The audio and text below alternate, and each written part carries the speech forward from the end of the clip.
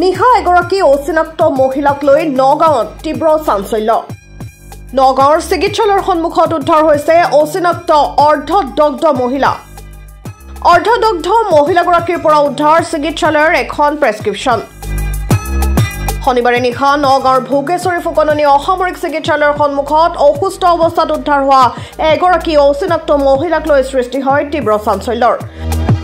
অৰ্ধদগ্ধ মহিলাগৰাকীৰ পৰা নগাঁৱৰ ভোগেশ্বৰী ফুকননী অসামৰিক চিকিৎসালয়ৰ এখন প্ৰেছক্ৰিপশ্যনো উদ্ধাৰ হৈছে যদিও প্ৰেছক্ৰিপশ্যনতো মহিলাগৰাকীক অচিনাক্ত বুলিয়ে উল্লেখ কৰা আছিল